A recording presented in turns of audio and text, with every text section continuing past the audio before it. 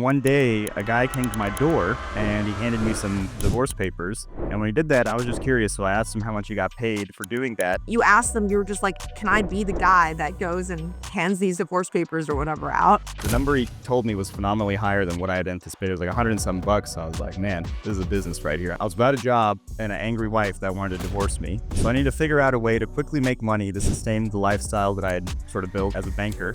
I could do like 10 of these a day, pay my bills, figure out what I'm gonna do next, take my time, think about it. What happened next? I got really close with the owner of one of the companies that I was contracting for. After about 18 months of us getting to know each other, he was ready to exit. I knew he was interested in selling, so I made him an offer. We came up with the deal structure that was favorable to both of us, completely seller financed. What's your sort of craziest story serving someone, if you have any? I had to infiltrate a rapper's New Year party. Hey everyone, it's Helen from S&B Deal Hunter. Today we have Raj Kankaria with us from Houston, Texas. Raj is an Army veteran. He worked in investment banking and acquired a litigation support company while he was laid off and going through a divorce. So really looking forward to hearing Raj's crazy story. And Raj, it's great to have you on today. Hey, Helen, it's wonderful to be here. Thanks so much for having me. Let's start with your background. Tell us a little bit more about, what you were doing before running this business. Yeah, so I'm originally from Houston, Texas, attended the U.S. Military Academy, got a bachelor's degree in civil engineering, served in the Army for 5 years as an engineer officer. After my 5 years were up, I was just kind of tired of living in crappy places. So I decided to move back to Houston, pursue an MBA with the intent of becoming an investment banker. Finished that up, and in 2020 started at Citi as an oil and gas transactions banker. After about 3 years, I got picked up by a LNG project. That project didn't really go anywhere, and the company eventually ended up selling. They axed the entire Houston office, so I was in a spot where I was without a job and an angry wife that wanted to divorce me. So I need to figure out a way to quickly make money to sustain the lifestyle that I had sort of built as a banker. And one day, a guy came to my door, and he handed me some divorce papers. And when he did that, I was just curious, so I asked him how much he got paid for doing that. And the number he told me was phenomenally higher than what I had anticipated. It was like 100 and some bucks. So I was like, man, this is a business right here. I could do like 10 of these a day, pay my bills, figure out what I'm going to do next, take my time, think about it, and make my next move accordingly. So I contracted with a number of companies, one of which was Lone Star Attorney Service. So And you asked them, you were just like, can I be the guy that goes and hands these divorce papers or whatever out? yeah, so I just asked him like what he was, how much he got paid for delivering these papers. He told me he was a process server. I didn't even know what that was. I had no idea what the litigation process was, right? So apparently if someone's getting sued, whether it's for not paying debt, divorce, personal injury, corporate lawsuits, whatever, the defendant has to get personally served like personally notified that a lawsuit is pending against them. And that is done by a certified process server. Each state has their own regulations. So I looked into that, became a process server, and started knocking on doors. Crazy. What happened next? So I got really close with the owner of one of the companies that I was contracting for, Lone Star Attorney Service. His name is Patrick Yoder. And we just started having discourse about random business stuff, you could call it. So he was fascinated by my background. He was like, "Man, you're way too qualified to be a process server. Can I run some ideas by you every once in a while?" And so he'd ask me, I'd answer. He was like, "Look, man, I need someone to go to lawyers' offices and kind of market my business as well and help grow it." I was like, "Yeah, sure. I'd be happy to hand out business cards for you or brochures, pamphlets, whatever." And then I went to a process server convention once as well on his behalf, just to market the company. And so in doing that, we developed a very likable working relationship. Um, and he was after about 18 months of us getting to know each other, he was ready to exit. And I was still between jobs. I was very comfortable as a process server, but I was still between jobs. I needed to figure out what I wanted to do next. And he had explored the idea of a sale, but that fell through. So he he called upon me to run the company as an operator. Um, and rather than doing that, I knew he was interested in selling. So I made him an offer. We came up with the deal structure that was favorable to both of us, completely seller financed. And so he accepted the offer, sold the company, and now I'm one of the owners. And that, I mean, that's crazy. And so you said you were basically working for him for 18 months effectively. Were you thinking at the time that you were going to go back into investment banking? What else were you considering? Because it's not like you intentionally were like, I'm going to go buy a business. I'm going to go look at all these listings. Or were you Mm-mm. also doing that on the side? So process service was just what I was doing on the side to pay the bills, right? I was exploring a number of things. I was exploring other corporate jobs. I was exploring going into oil and gas. I'd submitted applications. I'd gotten interviews at places like Exxon, Chevron, other investment banks, but I felt like my heart just wasn't in it because, um, like many other entrepreneurs, I just had this constant need for stimulation and like the idea of doing the same corporate job over and over again, after having experienced the excitement of like driving through rough areas of Houston and knocking, it just didn't fit. It just didn't sit right with me, right? So I was exploring that. I love process serving and like the community and stuff. So I explored being a police officer. I got a pilot's license during that time because I was exploring the idea of being a pilot. Um, and like, the idea of also acquiring or operating a business was interesting to me as well. So I was kind of between a lot of different stuff when this fell into my lap. That's crazy. You just like tried a little bit of everything in 18 Yeah. months. Yeah. That's Yeah, I did. I did. And did you get to learn a lot about the business while you were working there in terms of, understanding the P&L better and things like that? Was that something the owner was kind of sharing with you since you were kind of offering him advice, or what did that Oh look yeah. like? Yeah. He gave me pretty much he gave me the full scoop on the business, how many papers they were serving each month, what kind of revenue they were generating, what kind of EBITDA, the margins. He was super transparent with me throughout the entire process, and I really got to learn how the business runs operationally, what the P&L looked like, what the margins were like, what the expenses were. Yeah, he pretty much divulged all of it to me. And what were some of the things that jumped out at you, that made you realize that this is a business I'd love to own? Well, the main thing that jumped out to me was the fact that it's a business that it's one of those businesses that's essentially required. Um, for every lawsuit that's filed in America, this is a service that is an essential requirement to move a case forward. There was that, and then the second thing that truly jumped out to me was the fact that it's completely recession-proof. So, after having looked at the historic profit and loss through like COVID and stuff, there was literally no change in revenue. Like service of Nice. process was still happening through COVID. And as a matter of fact, when the economy goes into a recession, business booms because people can't pay their debts during recessionary times. And then whenever the market is doing well and we see a lot of capital markets activity, whenever we see a lot of M&A activity, typically whenever companies buy one another, there's a series of lawsuits that happen. And yeah, like funnily enough, it's an anti-cyclical, anti-fragile, not really dependent on macroeconomic factors type of business. And then the other thing that jumped out to me was the fact that it's just super fragmented. So there's very few large, full scale, full suite of service litigation support businesses out there. And the ones that are getting heavily courted by private equity companies. And we're seeing a lot of investment towards those businesses as well. That's super interesting. And given that you were already working the business, you kind of already knew a lot. How did you approach diligence when you proposed actually buying the business? Was there a lot that you still sort of needed to dive into at that point? So our diligence was pretty interesting. So um I had submitted an LOI, he had accepted it. Um, but I started running the business in May. And that was not really, I wouldn't say running the business. I'd say I became involved in the office starting May. And he was like, you do whatever diligence you want, ask me for whatever you need. And so I basically asked him for his tax statements. But like everything was right there in front of me. So there was really no typical due diligence process, right? Because we had a very trusting relationship with one another, for one. And then second, I just had full access to like everything that was behind the scenes. So there was no like curtain drop that happened after acquisition where I discovered anything. It was just all out in the open from the get-go. I mean, it's pretty crazy considering, some people when they're buying a business, they can't even visit, they're not even allowed to visit, talk to the employees.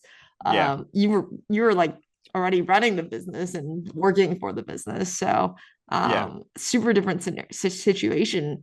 How Uh-huh. did you approach, given it was effectively off market, also relationship based, how did you approach the seller with, regards to structuring the deal and getting all the seller financing? Like, how did you guys come to those terms? Yeah, so initially we were just going to do a straight SBA deal because it's a small business, right? Like we valued it. It was going to be a straight SBA type of deal.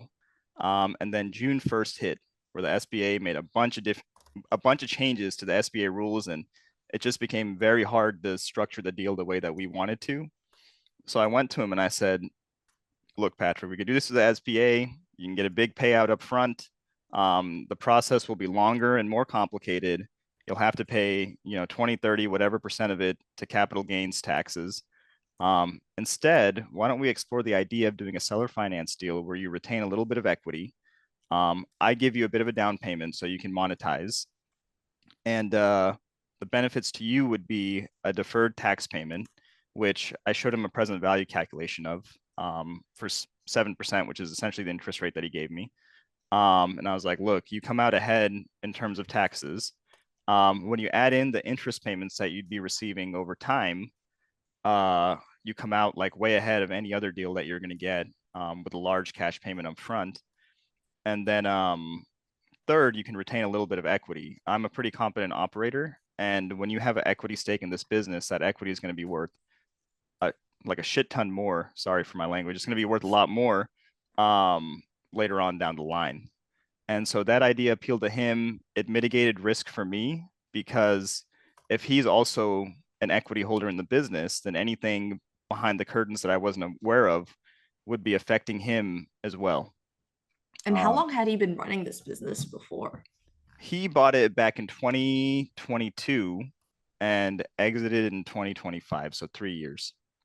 Oh, he also bought the business. That's Yeah, interesting. yeah, yeah. So he was not a retiring seller, so that's why this deal worked so well for us. I imagine had it been some retiree that just wants to exit and go to the golf course, it may not have been as lucrative of a deal for them. But because Patrick was younger, he was also involved in a different business. Um, this deal worked out well for him and offered him essentially what he needed. Hey, quick break from the episode. If you're serious about buying a small business in the next 6 to 12 months, check out our business buying accelerator, S&B Deal Hunter Pro. We source deals both on and off market, catered exactly to your criteria. We give you one-on-one support with M&A advisors to help you review deals, structure offers, and negotiate with sellers. On top of that, we help you secure financing so you can buy a 7-figure business with as little as $50 to $100K down. In the past year alone, we've helped our members close over $60 million in deals. Some escaped their 9-to-5s and avoided layoffs, others added to their growing portfolios. If you want to be next, head to pro.smbdealhunter.xyz to apply. The link's also in the description below. All right, back to the episode. What's your perspective on, a lot of people won't buy a business if, the seller's not retiring. And, it may even be like a yellow or red flag if the seller is younger. They're like, why are you selling? What's wrong with the deal? How did you become comfortable with that? Well, for one, Patrick was very transparent with me from the start. So like I knew exactly why he wanted to exit the business. And it wasn't because it wasn't doing well. It wasn't because there was any red flags there. It was because he had gone on to start another business, essentially in the same space. It's a litigation funding company, and the expectations of him grew more and more, so he couldn't be as involved with this business. And so he needed to figure out a way to shift his focus without having to worry about running two businesses at the same time. Got it. And were you ever, given he was still in the space, were you ever worried about, non-competes and things like that? Well, the business that he is in now is synergistic to this one because it's the same clientele, but a completely different service offering. So what he does is he pre-funds personal injury litigation. And so all the clients that come to him, at some point, they need service of process. So he markets our business along with his, not in like a conflict of interest kind of way, but just like a, hey, if you need any service of process or litigation support for this case, I know of a company that you can work with for that as well. Got it. No, that's super interesting. Out of all the sort of points, do you think taxes was kind of the main thing that appealed to him in terms of offering the larger seller note? What really sort of sealed the deal there? Because you rarely hear of sellers that are willing to seller finance a large portion of a deal. So I think what sealed the deal was the trust that we had in each other and the working relationship that we had and his faith in me as a competent operator. I think also just the fact that I was comfortable with doing the actual work. Like I wasn't just some random guy that approached him to buy the business, right? Like I was someone that had done the boots on ground work that is the core service of the business. And so the fact that I was willing to knock on doors, my own professional background, and the relationship that we had developed over a period of 18 months, 2 years, and then also like the way I spoke to him, the advice that I offered him, the ideas that we exchanged, all gave him confidence that I would be a good operator. And then during that period where we were kind of transitioning the business, I also brought him a deal.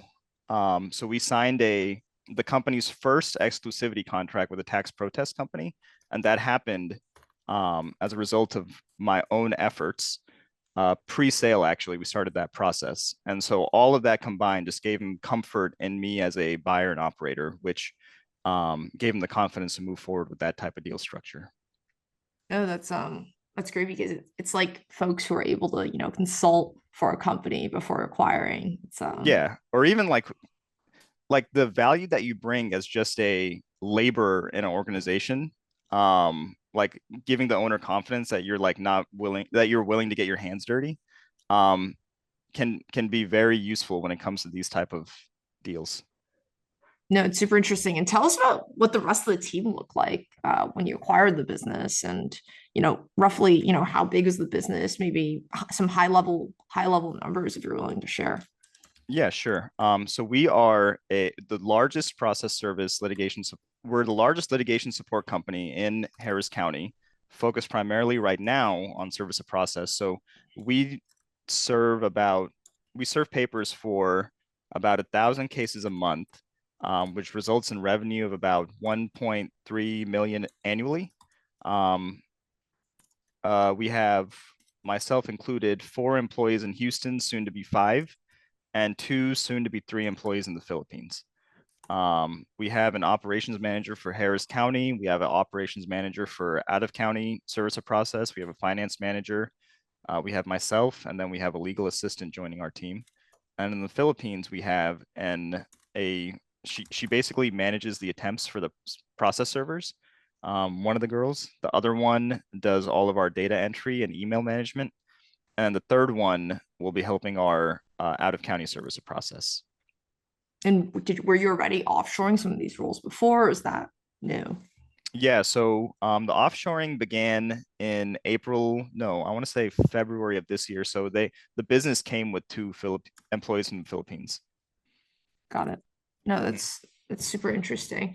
Um, when you took over the business, what did that look like? You're already working in the business. So when you finally, signed the purchase agreement, was there a big moment of celebration, or was it like, oh, I'm just going in for another day? What was that like? So it was a little bit of both, right? So between me and Patrick, there was a big moment of celebration because we came to an agreement that we both really liked.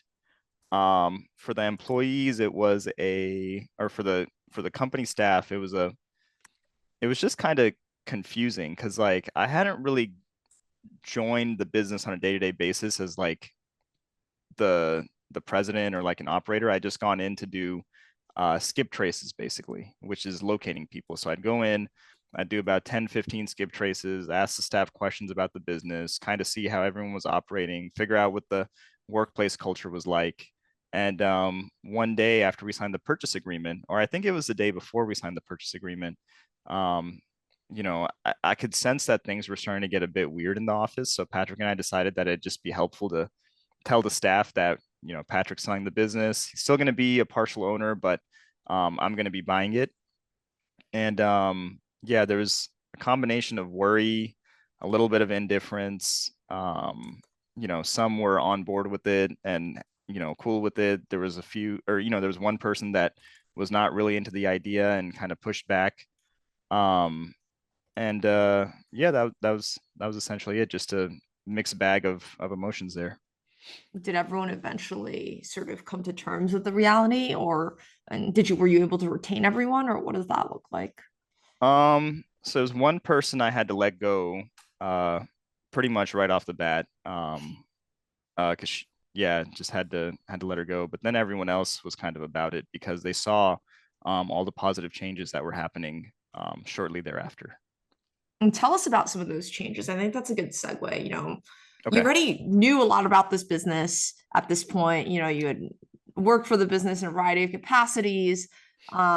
What did your first 30 days look like? And by the way, we hadn't even talked about your divorce. Were you going through your divorce at the same time as, you were getting this deal closed? What was sort of timing from LOI to close?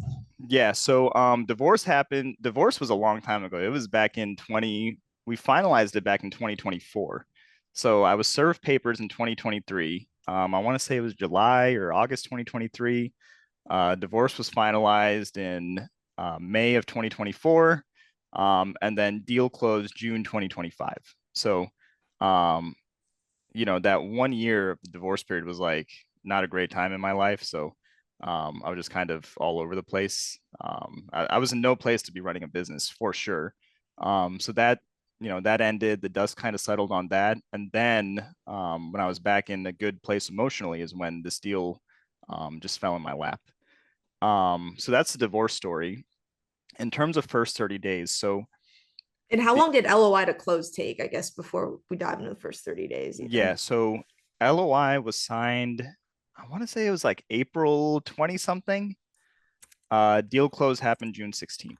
So it was a Oh, 2 month, super, super fast super turnaround. quick. Yeah, well, you can do that when you have a fully seller finance deal, right? Yeah. Like there's no financing requirement. The I had a really good friend that put a little bit of money into it. I put a lot of what I had into it, and yeah, we were able to close super quick.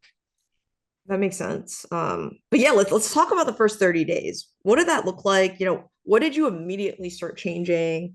A lot of folks are like, don't touch anything the first, six Yeah, months. But yeah. what did that look like for you? So so I was of that mentality too. I came in with the idea that, I wasn't gonna change anything. I was just gonna observe some stuff for 30, 60, whatever days, to see how things run, right? But I was very fortunate to have been introduced to a few other business owners, um, that had been seasoned veterans in both acquiring and running businesses. And what they told me is that there's a positive bias for change within the first 30 days. It's almost irresponsible to wait for a period of 6, 3, whatever months before making any changes. And if you want to make any changes, you should do so immediately because the employees at that point are concerned with whether they're going to have a job or not. So anything that doesn't result in that outcome is a positive outcome for them. And so about, I want to say, so these I like conversations that happened. take. Yeah, so these conversations happened about a week in, right? And so I'd gone in, I told them I wasn't going to change anything. And then I was like, all right, there's some things here that need to be changed quickly. Um, What were and some so of those things? yeah, and so for one, there was a lot of overtime abuse. So I had to get rid of overtime. So I made a policy memo saying that it's going to be 40-hour work weeks only. All overtime must be pre-approved for any type of special projects that are assigned by me. We had employees coming in our business hours are 9 to 5. We had employees coming in at like 6 o'clock and there's a term, it's called, it's when like people follow the rules to the T. Um, like compliant non-compliance or something like that. I don't really know what the exact term is, but like we had an employee coming in at 6 a.m. and leaving at 2. So then immediately thereafter, I had to change it to where everyone comes in between the hours of 8 and 10 and leaves between the hours of 4 to 6. Um, there was a holiday and sick leave policy that I implemented. Um, and yeah, I believe those were the big ones. There were some server management policies that I'd implemented. One of the or operations manager for Harris County was spending a lot of time notarizing affidavits. So I got rid of that completely and told them if they wanted notarized, if the server needed to notarize the affidavit and had to do it through our office, they had to pay a small fee. So then they started notarizing it themselves. So just some small changes to slowly improve our processes, develop a workplace culture of excellence. I came up with a client communication policy. I saw that some of my emails were just kind of hitting inboxes and going ignored. So I came up with an email communication policy. Work from home. This isn't like a work from home kind of business, so got rid of that completely. There was a meeting that was happening every week that I didn't really like, so got rid of that until we could structure one that was a little bit better. Um, and then I had to let go of an employee too, so did that fairly quickly. And did Um, you guys have a lot of contractors, or was it just the four employees that were sort of stateside and a few in the Philippines? so when I got here, we had one, two, three, four stateside W-2 employees. The two employees in the Philippines are contracted through an agency over there. And then we have 1,000 plus contractors that we work with that do the service of process.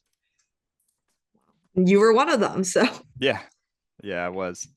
I'm super. And how do you hire these people? Like, what's the background of someone who one of these thousand contractors who goes out and actually does the process Um, serving? so so they're certified process servers that just want to essentially grow their business. We typically look for ones that are just starting so that we can help them grow their business as we grow. The more seasoned ones will typically have their own law firm clients that they work with. We're sort of looking for those that are just kind of starting, don't really have a big Rolodex of work, um, and are willing to accept the pay that we're giving them. There's really no barrier to entry for process servers. All you need is a certification. So that's typically the type of people that we've been contracting with. I've also been able to home grow a lot of process servers too. So like Uber drivers that I've converted to service a process. I used to serve papers at the U.S. Attorney office, and there's a guy that worked adjacent to there, and he was interested in what I was doing. So I was like, "Hey, it's super easy for you to just get one of these and then deliver these papers there for us. I mean, we do like 8, 10 of these a week, and I can pay you like some nominal amount to go do that." So he did that. I outfitted him with a printer because it was one of the papers that I was just doing that was sucking a lot of time out of my day. And so outfitted him with a printer, gave him everything he needed, and now he serves all of our US attorney office papers. That's great. Um, so it's just like a random bag of new process servers that are not happy with the companies that they're currently contracting with, homegrown process servers. So yeah, just need a high school degree and a process server certificate. And how tough is it to land new clients? Are the clients you're working with, have they mostly been working with you guys for some time? Um, I'm sure it's very relationship driven. And given that there are low barriers to entry, how do you win new clients? So this is pretty much like a hyper commoditized business, right? Like if a lawyer likes me, they will try us out. If they like our product, they will stick with us. There is almost zero effort needed to land new clients, as long as the attorney has the confidence that who they're talking to is a dependable, reliable person that's going to like actually deliver their papers. Um, they're not interested in developing a relationship with their process server, right? Like to them, it's like an obstacle to moving their case forward and something that just has to be done. So like the slightest bit of professionalism, the slightest bit of like talking their lingo will win the business. And to be quite frank, I haven't even really started marketing the business because I've just been focused on operations. I don't know if you've ever heard of an operating system called EOS. I've been Yep, we implementing use that. it. Yeah. Yeah, I've been implementing that. Getting our L10 meetings going, rocks, Yeah. setting company goals, and I think that at the point When we're consistently meeting goals, consistently thinking in terms of rocks, consistently working outside the business is when we can really push marketing and grow the business. No, that makes a lot of sense. And you mentioned that they're not really keen on building relationships, these lawyers with you. So are they coming to you when they've had a bad experience with someone else? Or how are you landing these clients then? Or what does that look Um, like? so I like 90% of our clients were already existing. Once they work with a process server and like have confidence that they're going to get their paper delivered, they typically don't switch because doing so is kind of a risk to them. So I'd say 90% of them, not quite 90, but like a good 75, 80% of them have just been with us for like, 10, 15, 20 years. Wow. Because the company was founded 30 years ago by a guy named Andy. He sold it to Patrick, who sold it to me. So it's a very old established company, very well known in the Harris County, Houston metro area. So a lot of our clients were already existing. Um, and then as far as how clients come over, um, yeah, I mean, if you type in process service in Harris County, our website's essentially the first one that pops up. So a lot of volume is driven through there. Um, I'll talk to an attorney. They'll have a good experience with us. Friends of Patrick that'll come over um, and work with us. Um, just pretty much just word of mouth, web search, website entries. And then we've developed a very close relationship with our tech provider, and they kick us several jobs as well. InfoTrack. We developed a close relationship with InfoTrack. We're their preferred vendor in Texas and especially in Harris County. And so any jobs that they create, or when attorneys go to InfoTrack for jobs, we're essentially their last mile service provider for process or service of process. That's super interesting. And tell us about sort of, we're past the 30-day mark. You've already made a lot of changes. What are you sort of excited about over the Um, course of the next year? yeah, so two things I'm most excited about is organically growing our service of process business, really going out there, getting boots on the ground, going to lawyers' offices, developing not really a relationship, but just like a one-time meetup where they put a face to the name, get to know who runs Lone Star Attorney Service, and tries us out. The second is adding other lines of revenue. So whether it be getting into court reporting, record retrieval, we already do a little bit of records retrieval, but really developing that business, stenography, getting a stenographer on staff to start doing court reporting, videography for depositions, just really getting involved in all different parts of the litigation life cycle. Then I think just becoming like a full scale litigation support business where all a lawyer has to do is bring us a case and we'll see it all the way through from start to finish. That's what's really exciting to me about this business. And then just Oh, sorry, go go ahead. ahead. No, go ahead. And then just the fact that litigation support is just such a hyper fragmented business that there's such a huge opportunity to consolidate all these different service providers under one umbrella. And then just seeing that unfold and this grow into a beautiful, full scale, full litigation lifecycle business where all an attorney has to do is call Lone Star Attorney Service, send us a petition, and we'll do everything from that point forward. And with that said, is this something that you're looking to scale up, maybe even no, grow organically, maybe even grow through acquisition, it sounds like, um, to eventually exit to maybe PE or I know you kept the original, you kept your seller involved. So is that sort of what he's looking for? Is it a second bite of the apple, or are you looking to just, grow um and sort of just cash flow off of this? So I'm leaning more towards the latter, just because I I love the like I am really passionate about this business. I loved my experience knocking on doors and serving papers. And so I'm totally content doing this for the rest of my life. Um, with that being said, like if an opportunity comes up, I'd definitely explore it. But for now, just looking to grow this thing into like a massive behemoth that just takes over all of Harris County, all of Texas, and eventually like the entirety of the United States. It's super interesting. You love the experience of knocking on doors. We haven't spoken about what is that like? I feel like I see it in movies, like you've been served and you're like running around trying to find the person. But what is that actually like in reality? So for one, you never say you got served. That's like it's more like how in Hollywood where they just have like the most cliched stuff. Um, that is one of those cringe cliche statements that no process server will ever really make. So like if you see a YouTube video where a process server is saying you got served, it's probably a fake. Nobody really does that. In real life, what it kind of looks like is you drive up to someone's house or a business or whatever.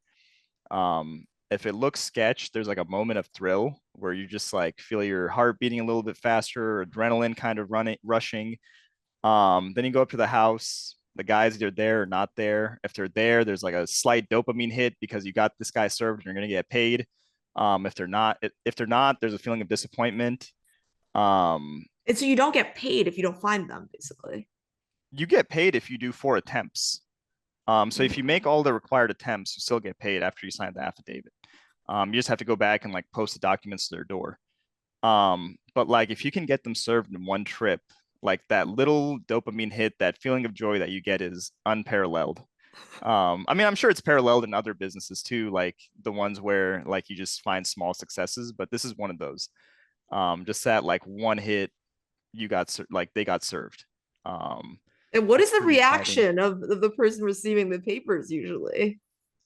It's mixed, right? So like, if it's divorce papers, it's usually either anger or sadness. I usually don't stick or like when I was a new process server, I made the mistake of sticking around, and like, letting them vent to me or talk to me or whatever.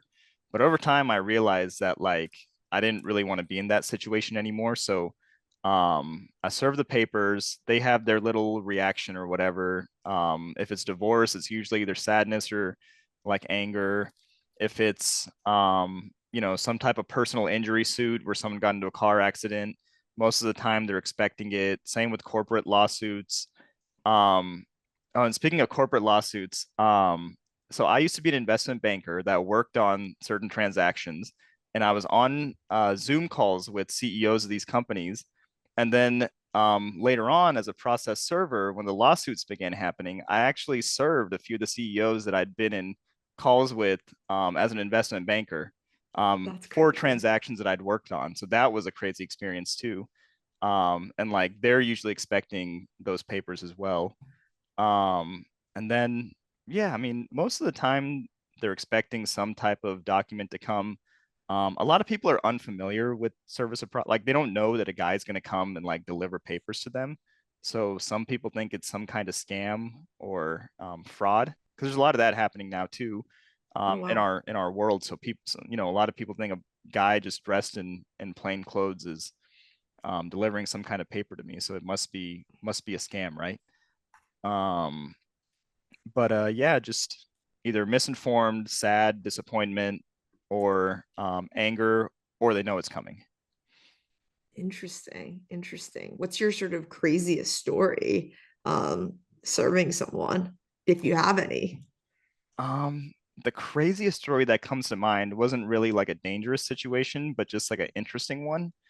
Um, so one, so I believe it was New Year's of this year. I had to infiltrate a rapper's New Year party, and serve him. And so that was probably the most thrilling experience I've had as a process server. So the attorney got me a ticket to this New Year party or got me, I don't know if it was an invite or a ticket at this New Year's party that a rapper was hosting at an Airbnb that he had rented.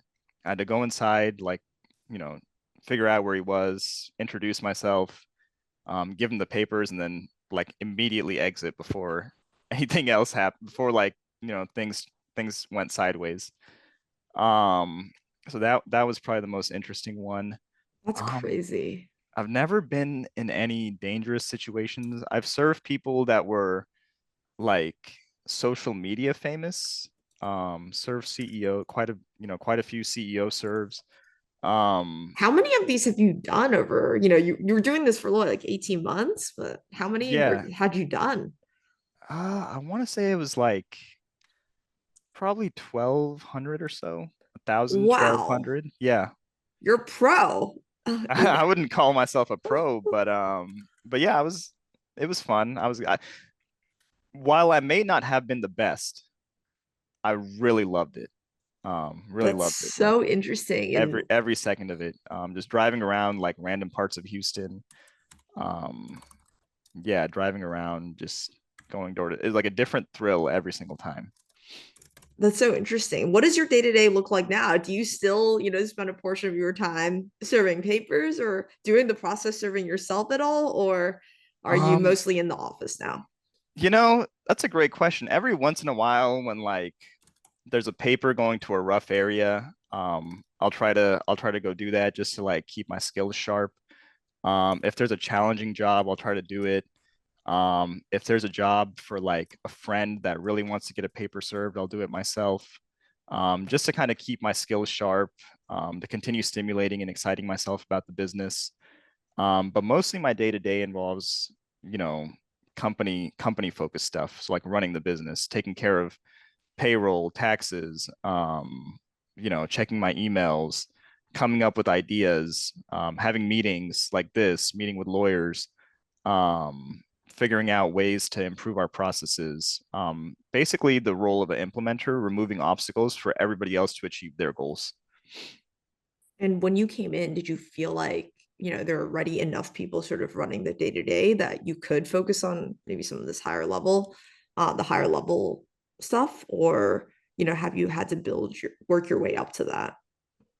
No, so the previous owner was not really running day-to-day operations. The company was running fairly smoothly, but it had hit a ceiling.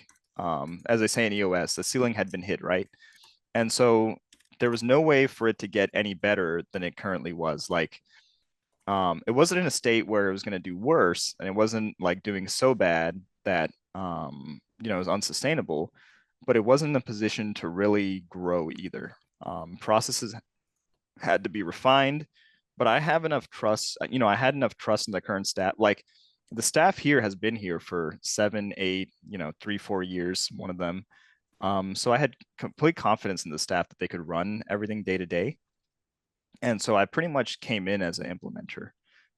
There's a few things I had to learn within the first month, specifically like the software system, because I wasn't really exposed to that much as a process server, like the account management side of it. I was mostly just doing the execution side of it.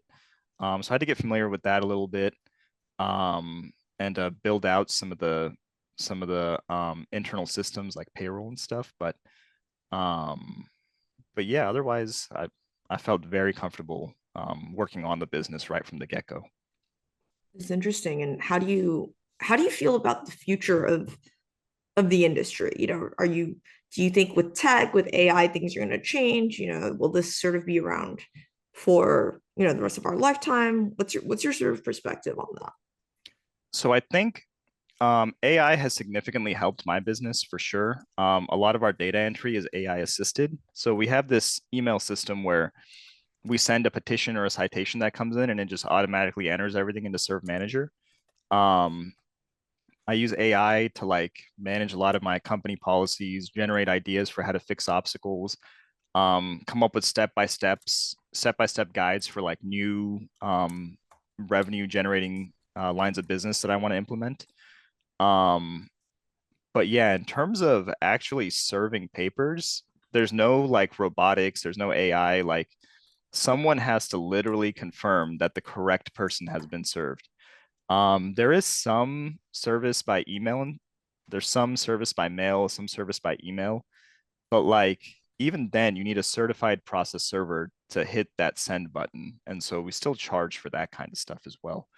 Um, and so, do I see And do you litig see do you see like regulations changing, or this might not be required in the future, or anything like that, um or not at all? So service of process is like constitutionally based. And so unless we see a change in the US Constitution, that completely uh you know that completely just flips the litigation process on its head, I don't and I don't want to jinx it or anything by saying something like that, but Yeah, it's like constitutionally based, like due process. Service of process is part of American due process. It's a fundamental part of the litigation cycle. So unless like they go in and start changing words in the Constitution, I can't see any type of regulatory change affecting this business. I mean, that's a great position for you to be in, obviously.